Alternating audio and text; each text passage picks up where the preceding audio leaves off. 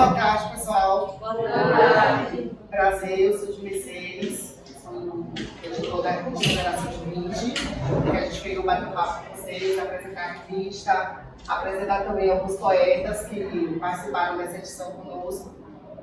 Já digo que são 25 ao todo, mas a gente não conseguiu trazer todos por conta, né, de alguns trabalhos e outros afazeres. E hoje a gente conseguiu trazer esses dois poetas, Juan Naviludo e Denise Santos. Eu sou estudante do curso de Letras pela UFES. Eu conheço já o Sergipe porque estava dando aula aqui à noite pela Universidade para Todos, o PT. Não sei se vocês conhecem, tem um parente que estuda na UPT. Eu estava dando aula de língua espanhola e aí toda terça eu estava aqui, né, para preparar, compartilhar um pouquinho com você com os estudantes que foram fazer o Enem na prova de espanhol. Então eu fiz contato com a Laís, ela falou que estava preparando esse evento, né, que a escola estava se organizando para realizar a mostra cultural com o tema da África, dentro do Novembro Negro. E aí a gente viu uma ótima oportunidade de bater esse papo com vocês, porque essa edição da revista, ela é temática sobre o bicentenário da independência da Bahia, e os poetas que estão aqui publicados são poetas negros, né, pretos, pardos, indígenas. Também nós temos uma indígena da tribo do Balalá, tem pessoas transgêneros, não binários e travestis. Então a gente reuniu todas essas pessoas e aqui tem 25.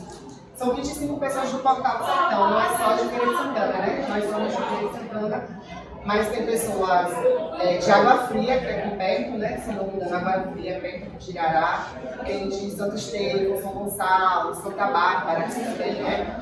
Conceição da Feira, já indo lá para a Cachoeira. E a gente fez essa reunião de poetas para poder valorizar a poesia contemporânea. Agora nós vimos, né, você recitou, outras pessoas recitaram também poemas, e a gente trouxe, viemos conversar com você justamente sobre a importância, né, da poesia contemporânea, porque nós estudamos os clássicos, né, estudamos os autores consagrados do século passado, que tem, né, sua importância, sua valorização, mas a gente quer também conversar com os poetas contemporâneos, né? O que é que move esses poetas contemporâneos, quais são suas inspirações, de onde eles vêm, né? Para onde eles querem ir. Então hoje a gente tem a oportunidade de conversar com pessoas que estão escrevendo poesia e estão vivas, né? Bom, a gente lê o poema e aí de repente a gente fica com alguma dúvida, alguma coisa chamou a atenção e a gente pode entrar no Instagram, por exemplo, fazer contato com esse poeta. O que você quis dizer aqui? Eu gostei muito, começar a seguir, né? Hoje com as redes sociais a gente tem essa possibilidade de conversar com os nossos ídolos, né? Seguir os nossos ídolos, conversar, curtir, comentar, enfim. Eu também sou estudante de escola pública, estudei minha vida toda na escola pública. Hoje estou na universidade pública, né, por conta também da arte, dos meus professores que acreditaram em mim, os meus professores que me incentivaram.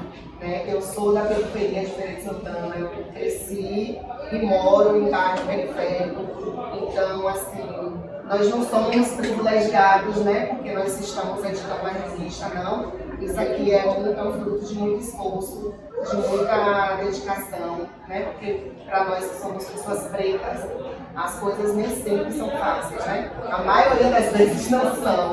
A gente tem que correr atrás mesmo, a gente tem que lutar, a gente tem que batalhar, porque a sociedade o tempo todo está nos excluindo. E hoje a gente está aqui conversando, né? Viemos de escola pública, estamos na escola pública conversando com vocês. E eu tive um desejo na 7ª série. Eu queria criar o jornal da escola. Tinha uma atividade no livro de português que era criar um jornalzinho. E aí eu fui conversar com a professora, só que ela, né, não aceitou muito bem a proposta, porque ela já tinha várias coisas e tudo mais. E ela botou vários empecilhos assim. Acabou que o jornal não saiu. E hoje, conscientemente, saiu a revista.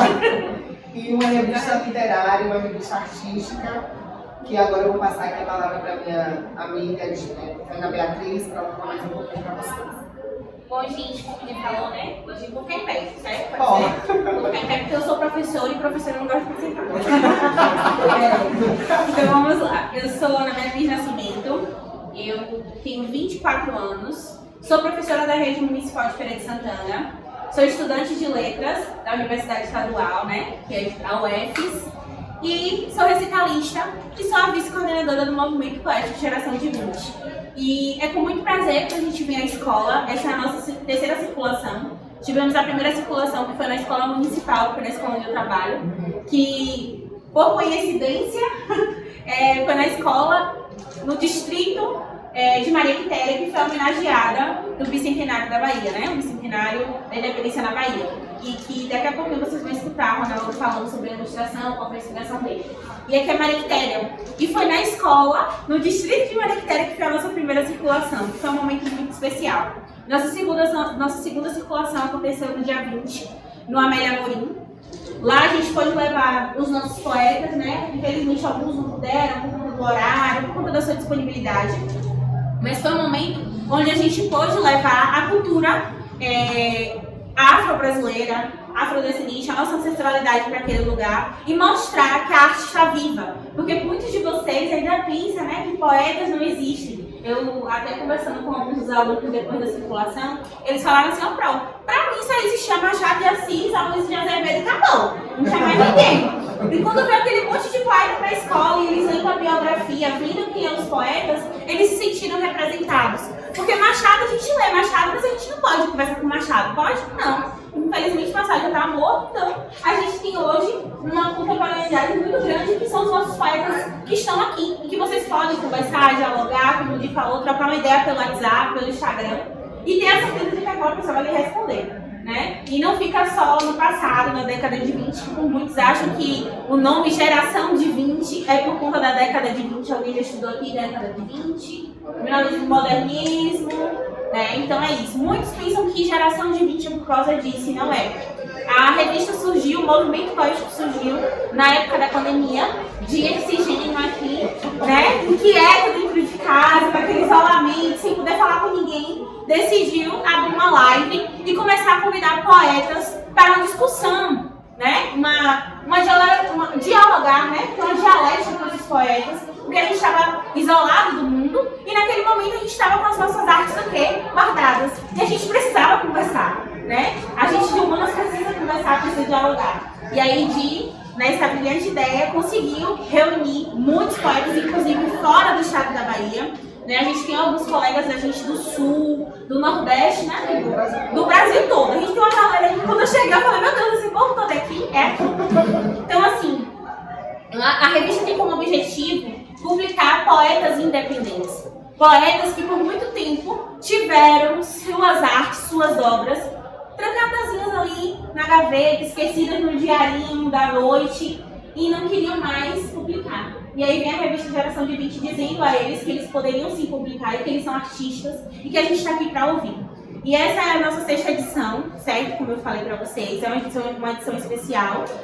Fomos contemplados pela FUNSEB, um edital que é da Fundação de Cultura da Bahia, do Estado, né? Do governo do Estado. A gente ganhou um edital e nesse edital a gente precisava reunir o Portal do Sertão, que são 17 municípios. Não conseguimos encontrar todos os 17 municípios, mas digo a vocês que foi uma vitória reunir 25 pessoas que não eram somente de Feira de Santana. E foi muito importante isso, porque a gente conheceu outros colegas, outros artistas, outros amigos da literatura. E aí a gente tem esse leque, né, que é o mundo literário, que é o mundo das letras, que faz a gente abrir a nossa visão, que faz a gente entender qual é a nossa missão aqui no mundo, que não é só uma escrita por escrever, é uma escrita para modificar, é uma escrita para mostrar que existe sim pessoas que estão aqui para lutar. E a nossa revista, essa daqui foi a nossa segunda revista temática. A nossa primeira revista temática foi No Semestre Passado, que foi sobre democracia, e essa, como eu falei para vocês, por conta da premiação, né, a gente teve que ter sobre o Bicentenário da Bahia, né? Fez 200 anos que a independência da Bahia, e aí vocês sabem que toda a independência foi passada aqui na Bahia, vocês sabem disso, né, gente? Que tudo começou aqui, né? Sabe disso? História aí, tá bem? Tá todo mundo me olhando assim, tá todo mundo me olhando assim. Vamos lá com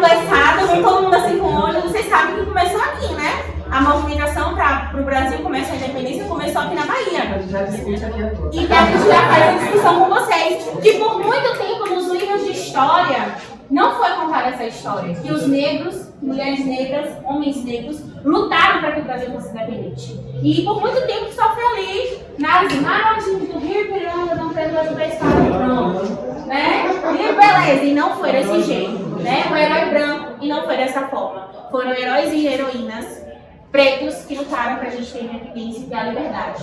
E eu queria ler o meu poema para vocês, que eu já falei mais, o professor gosta de falar. E o nome do meu poema é Minha Voz. Eu sou a voz do meu povo, que por muito tempo foi calada e oprimida. Meu passado, presente e futuro é escrito pela ancestralidade que carrego. Nossa história é escrita na força, garra, sangue e suor de mulheres e homens pretos que não são citados nos livros de história. Somos as verdadeiras heroínas e heróis. Somos a resistência, resiliência e evolução da verdadeira independência.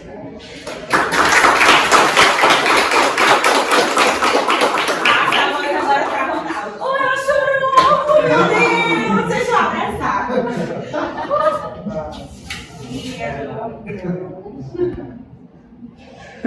Sabia que ela era artista. Ela é artista. É a sua vez. Então, só esperando isso. Eu me chamo Ronaldo Porto, né? Tenho 24 anos. Sou estudante de letras também com meus colegas, então estou aí nessa luta para se tornar também professora de português, futuramente, né? Já atuo na rede municipal de ensino, também dei aulas na escola estadual, e eu queria dizer que é muita alegria que eu estou aqui com vocês, né? Vocês dispuseram esse tempo para estar aqui escutando a gente falar sobre a revista.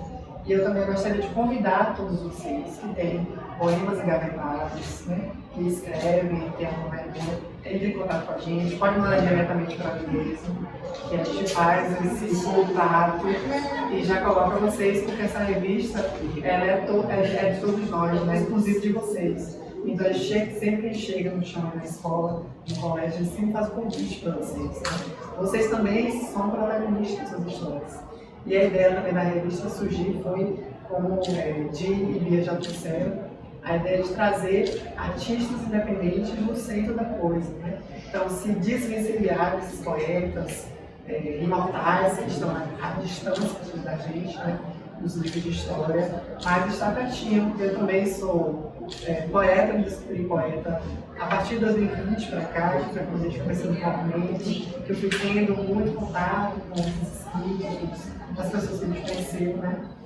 E também sou ilustrador, desenhista, e para mim foi um grande prazer ilustrar Maria Quitéria, né? Nossa grande heroína da Bahia e principalmente de Feira de Santana, nas inaugurais que a gente foi lá no e assim, dizer que muitas outras mulheres negras também lutaram nas suas cidades.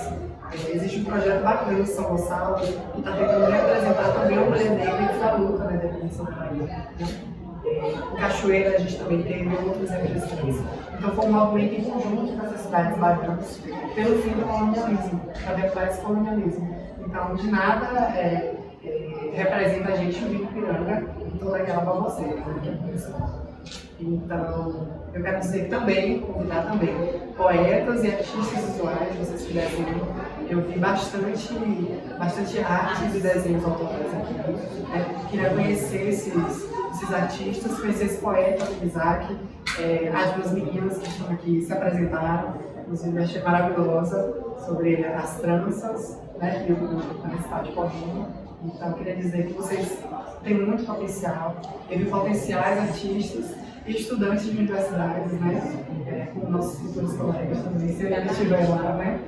Ela recebeu quando a gente vai se formar. E esse momento é muito importante da gente estar fazendo circular esses poemas publicados, esses poetas que por muito tempo estiveram na margem da sociedade, né?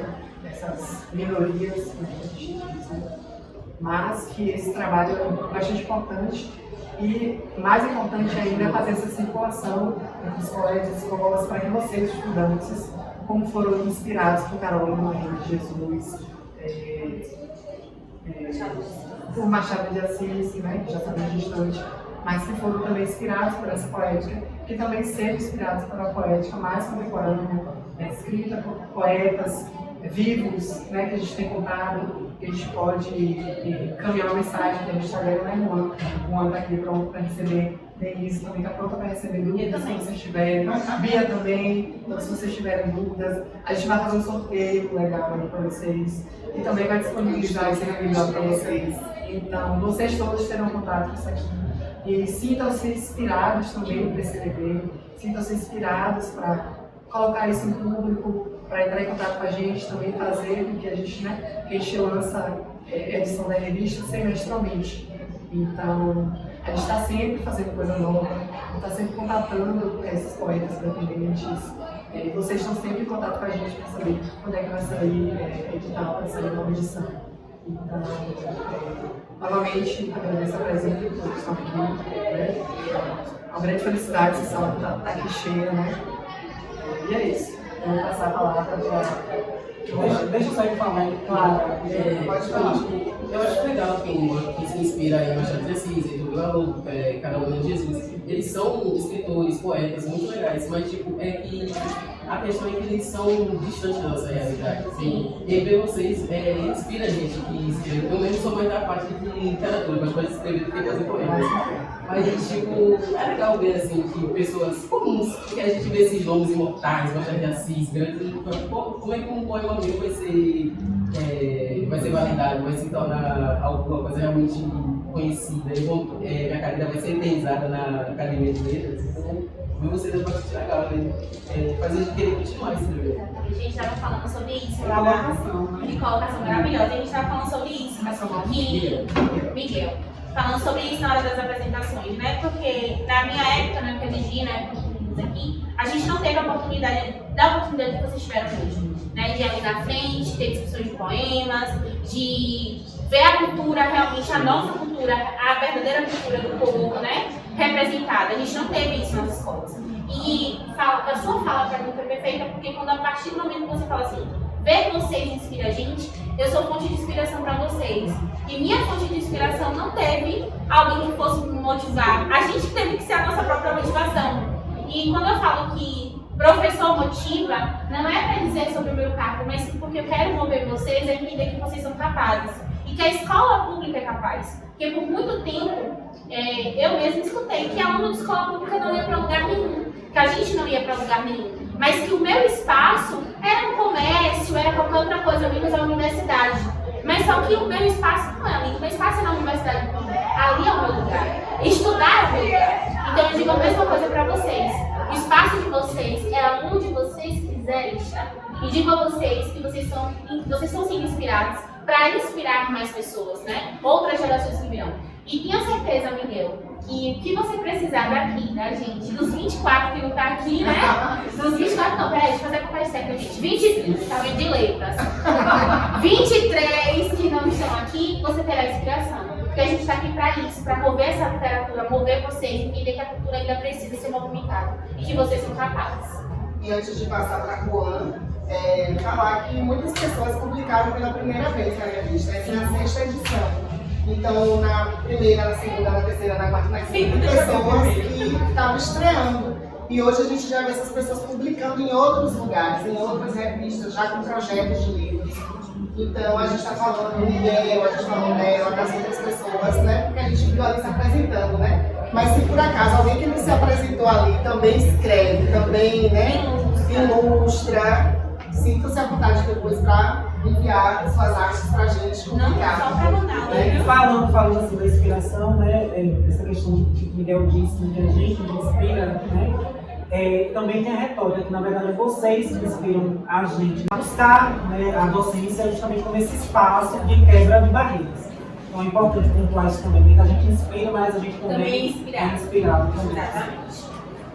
Eu queria dar parabéns, né, novamente para todo mundo que participou da mostra, e a gente recitou e participou desse momento cultural. Na minha época eu não tive isso, né, que a gente estava discutindo. Então, assim, ver que tem essas possibilidades, a revista também se coloca como uma possibilidade também de extrema relevância. E, enfim, vou começar me apresentando, né? Meu nome é Juan do Aventurro, faço filosofia na UFES, eu sou escritor e sou poeta também. Então, a revista ela promoveu esse lugar democrático para que a gente pudesse, como artista independente, publicar, porque muitas vezes a gente está fazendo o ensino médio no primeiro, segundo e terceiro ano e gosta de escrever, mas não vê uma perspectiva, não vê aonde que a gente pode projetar essa produção criativa, né? E a revista vem para mostrar que existe sim esse material muito próximo da gente, que a gente pode projetar, publicar, se mostrar como artista, como poeta. Então eu gostaria de ler o meu poema para vocês. Se chama O Couro Cru da Feira. As solas rachadas das poças de lama indicam o corre-corre. É um bem a selvageria cortante. No vai e vem, os dedos se tocam, moedas trocadas, sacolas cheias de frutas, verduras e cerveja. O sorriso desdeitado segura o rosto animado, às vezes mesclado de pílula logo no amanhecer do dia. Mas tudo funciona ali, na feira. De tudo que era lugar se via cruzar, no anel místico, os caminhões de rotas eternas, do município fundado a ferro e fogo, em cima de uma feira livre. Ali a poética se esparramava solta nas mãos dos vaqueiros e viajantes, e a venda tão latente e os olhares recorrentes fizeram do município uma das cidades da Bahia mais atraentes. E ali naquele lugarzinho, lá no canto do mundo, onde dizem não ter poesia, as mães carregam seus filhos nas madrugadas para vender as carnes e as verduras, tão duras e cruas, e ali se fez a gênese do poema mais vertente que escorre em todas as mentes. O anel, que agora atinge o céu, em várias barracas armadas, despenca nesse poema que não se quer calar. Feira de Santana é tão poética quanto qualquer santo, e foi das mãos das mães de santo que se fez girar parte da cultura popular, o acarajé e o abará. E aqui diga então, meu caro, feira é circular, como teus dedos a rolar, daqui até lá, nas rotas sem fim, como o azul anil do mar, tão calada que se deixa levar, a cidade adormece, sobre os feirenses latentes, nas mãos da madrugada.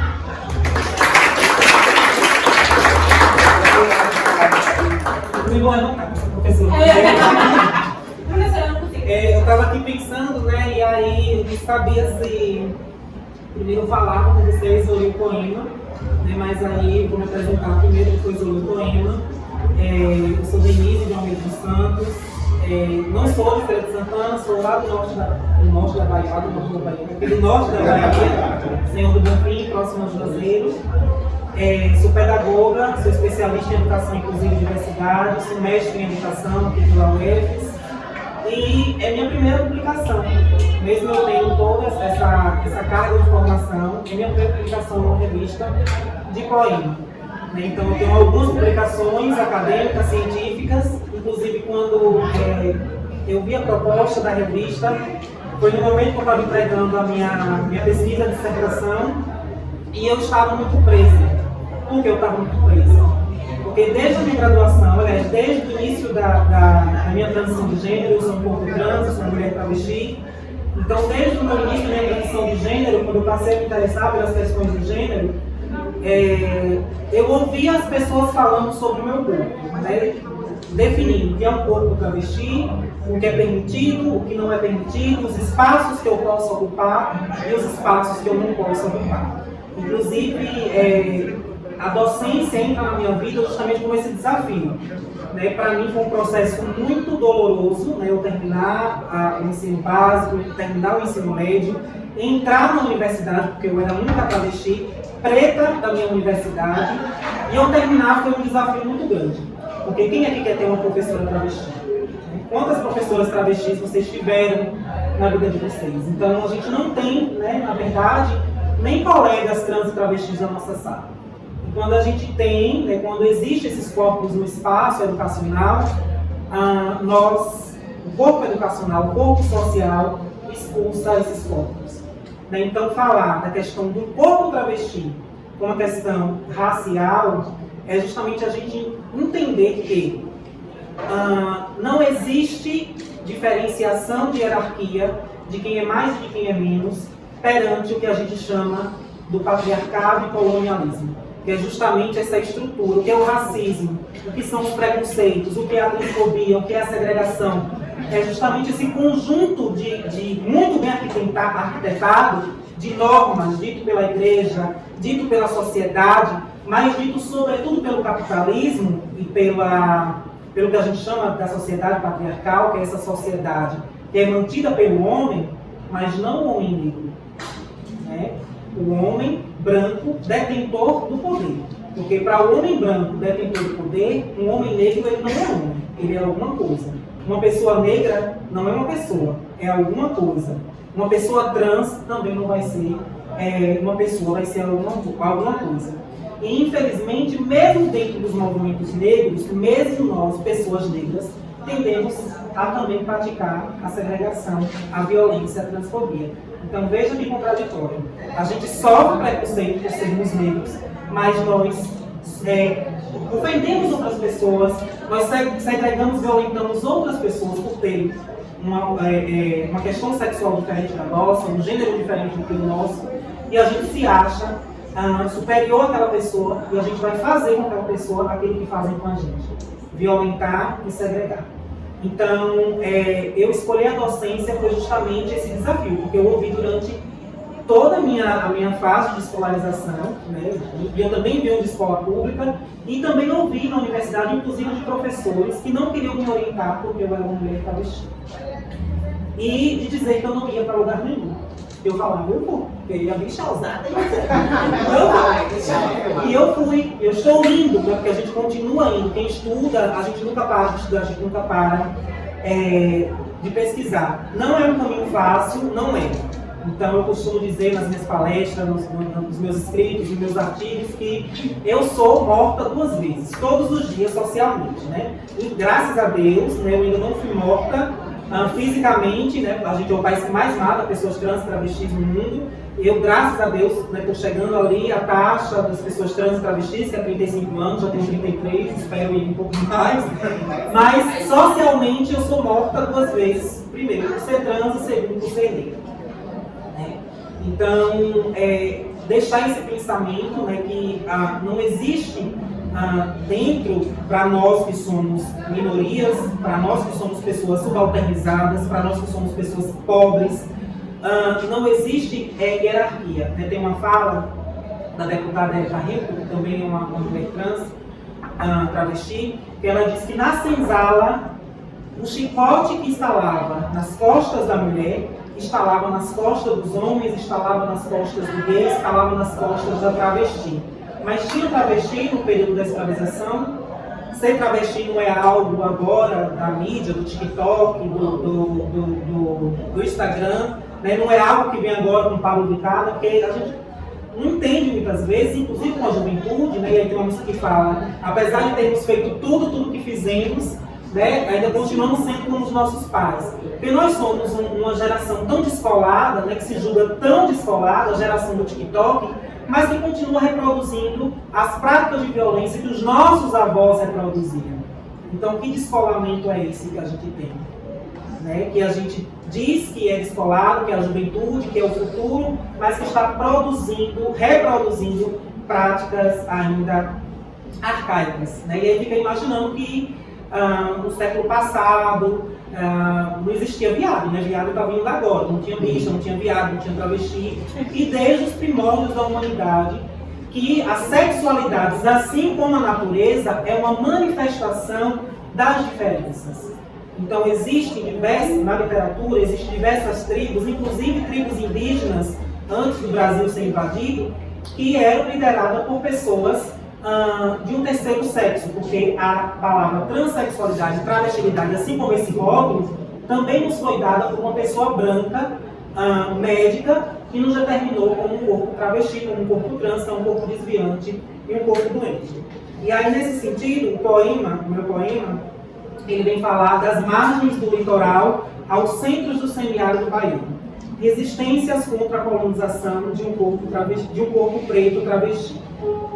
Ventre do navio, de África trouxeram, povo acorrentado, seus sonhos perderam. Xangô olhou dos céus, mas não pôde evitar. A tragédia que se abatia a escravidão a fustigar. Chegaram à Bahia com coragem, mas dor no olhar. Lavaram pedras com sangue sem se curvar. Com sal e suor construíram o império, enquanto o colonizador mantinha seu critério. Na senzala não importava gênero ou idade, a opressão era igual, uma cruel realidade. Mas uma alma destemida, Chica Manicongo, seu nome, desafiou os chicotes e as normas de gênero europeia, escrevendo seu renome. A travesti ancestral da Bahia pioneira desafiou o colonizador com bravura sincera. Foi torturada e morta num ato de terror. Mas sua coragem inspira, até hoje, quem luta contra as opressões de raça e gênero com fervor. Chica Manicongo, corajosa e sem igual. A primeira a abrir as correntes num gesto transicional, fazendo surgir outras histórias de resistência e bravura do litoral ao sertão da Bahia. Corpos travestis que ainda lutam por liberdade. Nenhum cabra-macho criado pelo colonizador conseguirá silenciar nosso grito. A história de luta e força continuará a ecoar. Nossa ancestralidade é orgulhosa a nos inspirar a avançar. Que Xangô nos guie com sua luz e seu poder. Nessa jornada de justiça que é o nosso dever, com coragem e resiliência continuaremos a lutar. Pela equidade e liberdade, sem recuar, sem cessar. Travestis, negras e sertanejas contra as opressões produzidas por colonizações. Ou seja,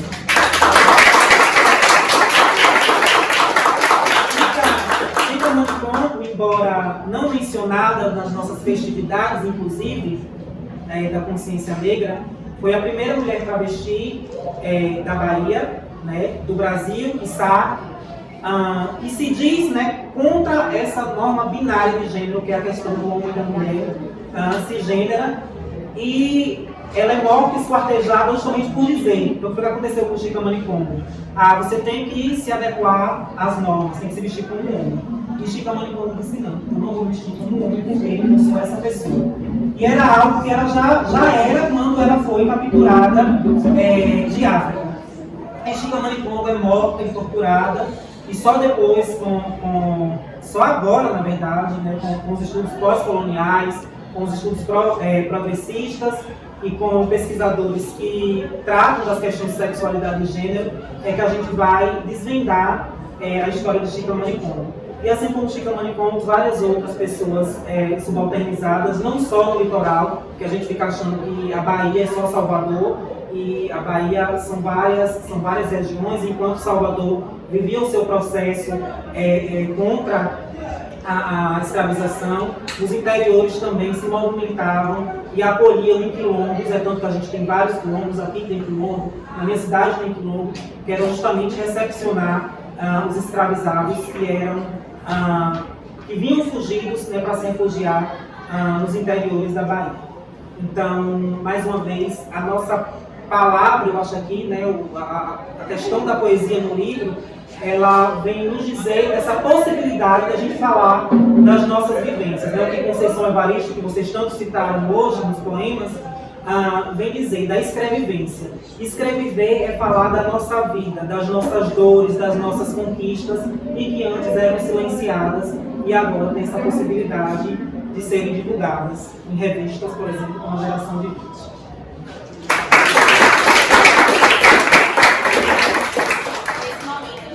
Abre espaço para vocês, para alguma pergunta, alguma dúvida, né, sobre a revista, sobre a gente, sobre os poetas, né, sobre o grupo, o movimento poético. Se vocês têm alguma dúvida, alguma coisa a falar, está aberto. Olha, que tipo assim.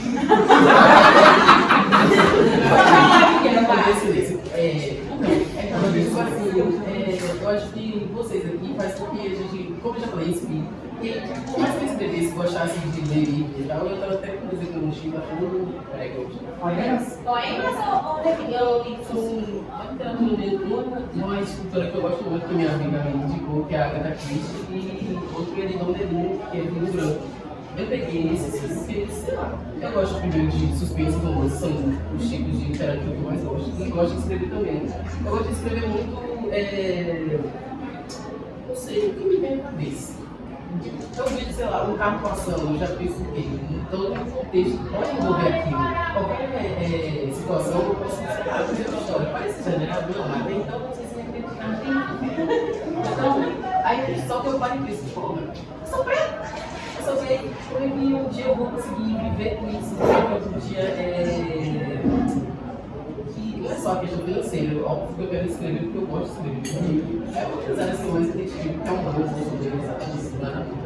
A gente sabe. Não tem problema da gente. Não tem problema. Não tem problema, tipo assim, aí eu paro e penso, pô, na questão financeira, como é que eu posso escrever? Eu vou conseguir me manter com isso algum dia, eu vou sentir com aquela pessoa que, sei lá, tem aquele monte de manuscrito, mas sei lá, tem que trabalhar em algum emprego que eu posso estudar. E eu fico muito com essa dúvida, eu não sei jogar o vídeo lá, como é que eu vou fazer para desfrutar? Eu vou escrever, eu vou trabalhar, eu vou estudar, eu vou fazer aquilo.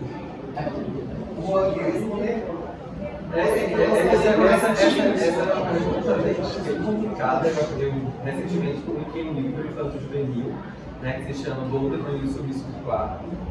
Eu nunca pensei que eu fosse escrever um livro infanto-juvenil. E durante a pandemia eu senti a necessidade de me reconectar com a minha criança interior. Eu precisava revisitar aquelas questões da minha puberdade. E enfim, aí trata bastante sobre questões de depressão, abandono, distanciamento, que eram características muito preponderantes assim, da própria pandemia, né? E aí a premissa do livro, eu vou falar rapidamente no começo dessa questão, é sobre uma criança, Boldavan, acorda no aniversário de 7 anos e a mãe dele havia desaparecido. Ele tenta percorrer pela casa, todas as portas estão trancadas, e quando ele corre pro quarto da mãe, ele vira a maçaneta com o tamanho subiu. E aí começa a história a partir daí. E aí, durante muito tempo eu fiquei me perguntando, tentando justificar para minha família que eu queria muito ser escritor, mas minha família não queria, porque como é que se vive no Brasil sendo escritor hoje em dia? Então existe uma questão que tem muita gente escrevendo. Hoje está sendo muito democratizada a questão de publicar, porque é independente de publicação na internet, mas a questão ainda de literatura é ainda um problema. Então as pessoas elas tendem a ter uma carreira mais consolidada, estável, para continuar escrevendo como hobby. Então seria nesse viés aí que eu responderia. Equilibrando o hobby com outra carreira. Você deve estar meio complicado só escrever. Primeiramente para isso.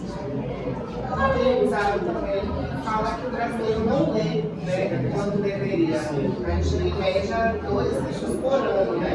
Se pegasse todo o país. Então, enquanto em outros países, a média de leitura por ano é de 6, 8. Então, o mercado de livros não é publicado nesse sentido. Porque tem muito livro sendo publicado, mas poucas pessoas leem. E fora que hoje existe uma valorização do estudo da literatura, certo? Porém, ainda não é o que nós escritores, merecemos, certo? Porque para publicar a gente precisa pagar, precisa fazer uma burocracia, livro é caro, e fora isso, a nossa obra, quando é passada com valor, muitas pessoas não valorizam, porque acham que deveria ser valor menos, mas não sabem todo o trabalho que a gente teve por trás, né? Então, você falou mesmo, a grande justificativa que todo mundo fala, livro é caro. Mas, gente, isso aqui é uma porra do celular, tem iPad, tem tudo, tem Wii, tem Spirit, tem coisas de Skype, tem um às vezes, né, eu jogo mais do que livro. Mas aí isso traz outra questão, que é aquela coisa, tem um aplicativo que eu escrevo, se as pessoas escrevem, não estou precisando de ninguém. Mas acontece que hoje, pela facilidade, acaba que eu escrevo qualquer coisa. Existem critérios, esses critérios precisam ser seguidos. A poesia tem critérios, a prosa tem critérios, o conto tem tamanho, o mini conto tem tamanho, a crônica tem uma estrutura, então na hora de escrever a gente precisa seguir esses critérios para não cair justamente no que você está falando, escrever com imagem. De qualquer escrita ser considerada literatura, a gente também precisa ter esse cuidado. Outro ponto também, fala sobre a nossa revista. Eles é um trabalho independente que a gente faz. Essa edição especificamente escolheu atrás para que a gente tivesse subsídios para que a gente conseguisse fazer as impressões. Mas essa não é a realidade de todas as pessoas. Então, muitas vezes a gente tem que fazer de forma independente, tirar do nosso próprio bolso, como de pesquisas que lançou um livreto de poemas autorais que foram todos feitos uma gráfica menor, recursos próprios. A gente vai conseguindo um pouco de dinheiro, mas assim, fala do contemporâneo, não dá para sobreviver só sendo poeta. E o passado também, porque assim, os poetas, quem eram os poetas? Eram todos indígenas, seus pais. Então assim, eles podiam falar que eles eram. Chamado veio lá do sul, o cacau naquela época era ouro, né? Era o ouro da Bahia, na verdade. Então eles eram poetas, podiam falar que eram poetas, tinham todo esse direito. Mas eles não tinham outra função que não ser poetas e bíblicos. Então eles conseguiam se subsidiar, se abranger, podiam chegar exatamente, chegar na academia brasileira de letras, na academia de letras de cidades, né? Então tudo isso vai gerar um recurso que você consegue Eu não tenho uma cadeira que foi realizada por uma pessoa negra. Então, perto de ter uma cadeira, acho que foi para o de Jesus. Vocês lembram de Machado é a primeira cadeira. A pessoa que fundou a Academia Brasileira de Letras, Machado de Assis, ele é uma pessoa negra, né? Porque a história não contou isso pra gente, que Machado de Assis era um escritor negro. Porque ele não é retinto, né? E aí fica a questão do colonismo, né? Não é. Mas Machado era negro, Machado de Assis era negro, Lima Barreto também era negro. Então a gente não tem noção que essas pessoas eram negras porque elas chegaram nesse lugar, né? E não é interessante falar que o autor Oi? foi Gilberto Gil, mas Gilberto Gil é cantor, né? Ele tá na academia, mas não é como. Foi na parte de professor, mas atualmente. Eu não sei. Eu vi aí no Krenak, que é indígena, foi a primeira indígena na academia. E tem a academia também de cultura, né? Que o Bolsonaro, que é a primeira mulher trans, né? A Academia Brasileira de Cultura, que é a Brasileira de Letras, a Brasileira de Cultura. E aí, falando nessa questão, né, do preço, do valor dos livros, a gente trouxe hoje para vocês a revista e a gente vai distribuir gratuitamente para vocês lerem a geração de 20, para vocês lerem Juan, Denise, tem outros poetas aqui, Natanael Barros, não sei se vocês já ouviram falar, que é de Água Fria, ele também está nessa edição. Laís Amado, que está no colega nossa também. Rogério, que também é de Água Fria, do Derivânia, enfim, outras pessoas. E na próxima edição eu quero ver alguém aqui de Irará e daqui do Joaquim. Vocês poetas, por favor, já comecem a separar os textos para na próxima edição vocês publicarem com a gente. Alguém quer falar mais alguma coisa? Bom, meu nome é Mariane, eu primeiro assim, essa questão da leitura, muitas vezes eu sou apaixonada por leitura. E muitas vezes eu vi alguns colegas meus, porque eu chegava na escola, que é a Casa da Cultura, e assim, tem vários livros, tem a biblioteca repleta de livros, eu chegava com vários livros, 3, 2 livros, e algumas pessoas chegavam assim, tu é doida? Tipo, como se aquilo fosse um estudo, e eu odeio isso, porque tipo assim, se todos os jovens pudessem vivenciar a experiência de se aprofundar e ler o livro, é muito interessante. Às vezes eu leio em um mês 5 livros de 400 páginas, 300 páginas, assim, porque eu vi noites lendo, enfim, eu acho muito interessante. Eu queria muito que todos os adolescentes pudessem vivenciar essa experiência. Essa loucura eu já passei também, viu? Porque na minha escola, quando eu estava na biblioteca era fechada. A primeira escola, eu estudei escola pública, também estudei escola pública. E a minha primeira escola, que era do 6º ao 9º ano, a biblioteca só vivia fechada. Fechada, isolada, os alunos não podiam ir lá. E aí, quando eu fui pro 3º ano, eu fui para uma escola que tem uma acessibilidade maior aos livros, que é o Juiz Jorge, que é um colégio integral. E lá existe a biblioteca com acesso aos alunos. E quando eu cheguei, gente, fiquei louca. Sabe que a pessoa querer ler tudo? Foi eu. Tipo assim, eu fui lá pra aula, que meus professores não estejam vendo isso, mas eu fui lá pra aula ficar na biblioteca. Porque como eu não tinha acesso, meus pais, mesmo eles sempre investiram na minha educação, mas nunca tiveram condições de comprar um livro por conta dessa questão do livro ser caro, né? Então era comer ou comprar A livro. questão de pais, por exemplo, eu muitas vezes faço o quê? Ontem mesmo eu fiquei de 1h da tarde até 3h da manhã. E assim, meus pais entram no meu quarto. O que a gente está fazendo agora? Tá mexendo no celular, tá conversando com quem, tá fazendo aquilo. Gente, quando você lê o livro, você nem vê a hora passada. Exatamente. É muito interessante. E tipo, eu achei muito interessante a questão de incluírem aqui as pessoas trans, pessoas gays. Enfim, porque assim, é uma questão que é muito apagada. Eu apoio super. E assim, eu acho que deveria ser muito incluso, porque em questão de faculdades, escola, tudo. Inclusive aqui na escola, às vezes eu vejo alguns comentários que eu acho totalmente irritantes. Eu já me afastei de amizades, enfim. Até na própria família, em questão assim, de pessoas que são negros, falam mal dos negros, pessoas que têm parentes trans, ou então gays, enfim, e ficam falando mal. E eu prefiro me afastar dessas pessoas, porque eu vejo que elas não acrescentam nada na minha vida, eu prefiro deixar de lado.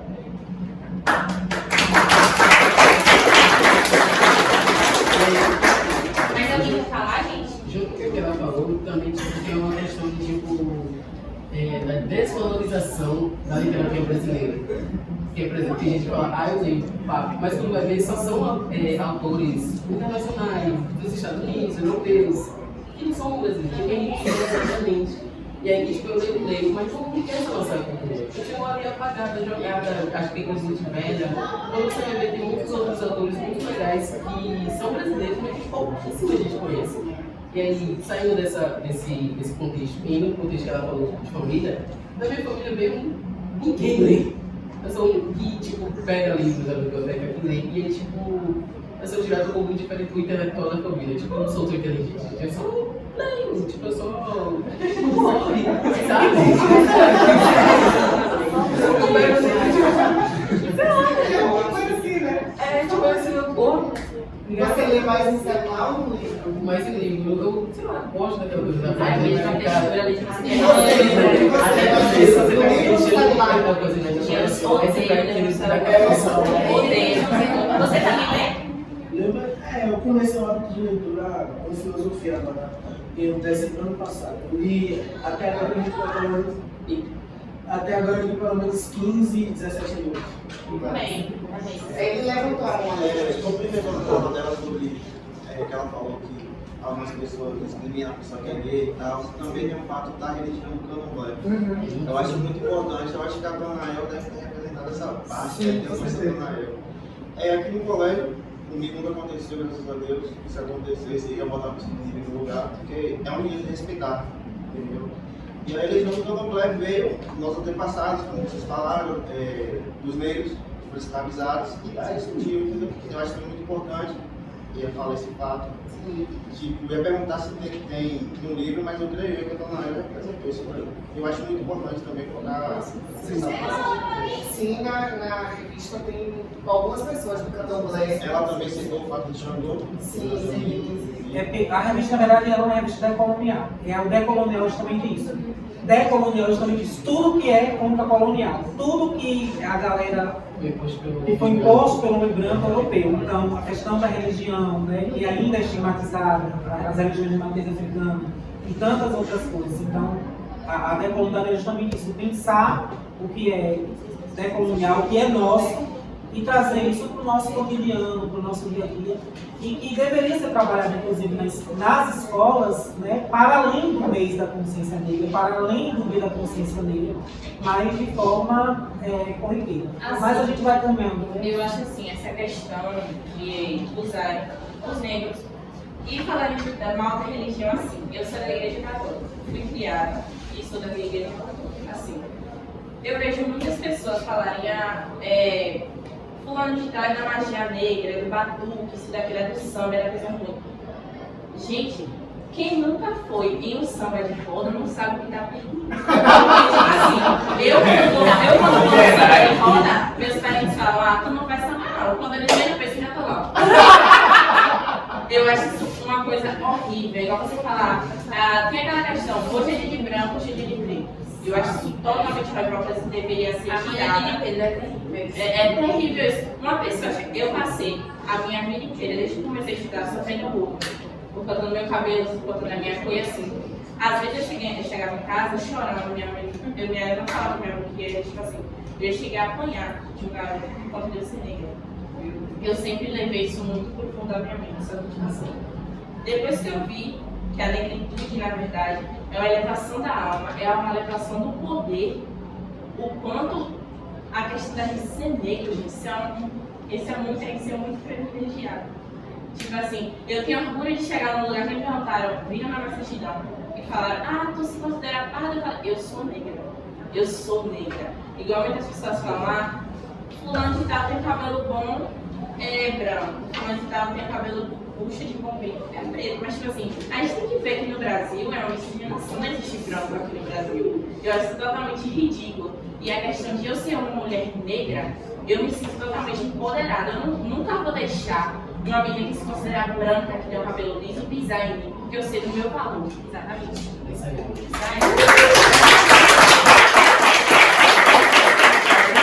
Pode falar. Sobre a questão que você está querendo recrutar poetas, eu gostaria de falar sobre a poeta do meu trabalho que eu fiz para a nossa mostra cultural. O nome dela é Ana Luísa Almeida. Ela é nascida aqui de Irará, mas ela mora em Salvador, que é de Cirola, e eu gostaria de ler o poema dela. Naufrágio. Me deixa aqui, jogada, descabelada, desvairada, olhando pro nada, para esse vazio no fundo do poço onde você me deixou. E vendo quanto era profundo, não ficou, me abandonou. Então, eu permiti ter uma nova versão de mim. Fui saindo daquele vazio e quando não mais te encontrei, nadei para bem longe das navegações naufragadas. Poesia autoral, Ana Luísa. Aproveitando a fala dela, eu achei interessante quando eu apresentei o musical, porque quando a professora apresentou o nosso livro pra gente, que é a biografia, tinha escrito lá que ela era Carla Pinto, ela tinha nascido em Salvador, e se não me engano, aos 4 anos, ela veio para Irará. Ela estudou na escola pública, nas culturas, se formou aqui. E aí eu fiquei refletindo poxa, como uma pessoa que está tão próxima da gente, tão próxima da cidade, não é reconhecida por aqui, porque eu conhecia praticamente minha sala inteira, eu não conhecia ela. E como ela falou tão bonito com aquele poema, porque quando eu li aquele poema, ele me tocou muito. A professora pediu pra gente escolher os poemas para recitar. E eu falei, poxa, ela é uma iraraense, ela tem esse porte e não é reconhecida. Como isso pode? Quando ela terminar essa É como a senhora falou, a gente fica muito preso no Machado de Assis, nos poetas grandes, bom, mas ninguém pensa nos daqui dentro, ninguém dá valor aos da terra. Principalmente ela, que eu achei algo diferente do sonho dela, porque o livro dela é um livro de o livro ela é uma história de vários textos que ela fez, depois em poemas, e depois ela conta um pouco da história de vida dela. Então eu acho que ela conseguiu pegar tudo sobre ela, colocar pra gente e ainda colocar com a nossa realidade. Sim. Então algo que ficou muito marcado em mim, esse poema, e todo o livro dela.